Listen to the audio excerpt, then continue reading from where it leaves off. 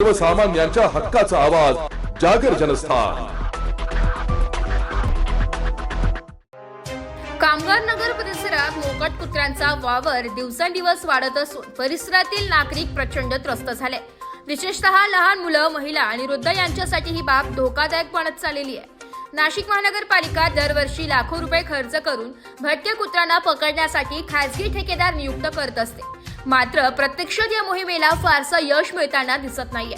महापालिकेची कुत्रे पकडण्याची गाडी कामगार नगर परिसरात वेळोवेळी पोहोचते, मात्र कुत्रे गाडी पाहताच पळून जातात। परिणामी कर्मचारी रिकाम्या हाताने परत जातात आणि कुत्र्यांचा त्रास सुरूच राहतो। ही मोहीम केवळ औपचारिकतेपुरती मर्यादित राहिली असा आरोप स्थानिक नागरिकांकडून केला जातोय। या त्रासामुळे अनेकांना घराबाहेर पडताना धास्ती वाटते।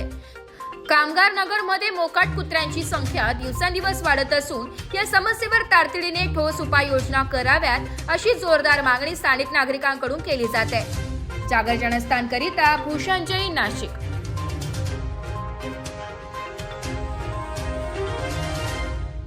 नाशिककरांसाठी जाहीर आवाहन। पावसाळ्यात अतिसार, गॅस्ट्रो, कॉलरा यांसारखे दूषित पाण्यामुळे होणारे आजार होऊ नयेत म्हणून उघड्यावरील अन्न पदार्थ व कापलेली फळे खाऊ नका। पिण्याचे पाणी गाळून 10 मिनिटे उकळून प्या। जेवणापूर्वी व बाळास भरवण्यापूर्वी हात स्वच्छ धुवा। ताक, शहाळ्याचे पाणी, डाळीचे पाणी भरपूर प्रमाणात प्या आणि ताज्या अन्न पदार्थांचे सेवन करा। रोगाची लागण झाल्यास त्वरित डॉक्टरांचा सल्ला घ्या। स्वच्छता पाळा, रोग टाळा। सार्वजनिक आरोग्य विभाग, मनपा नाशिक द्वारे जनहितार्थ प्रसारित।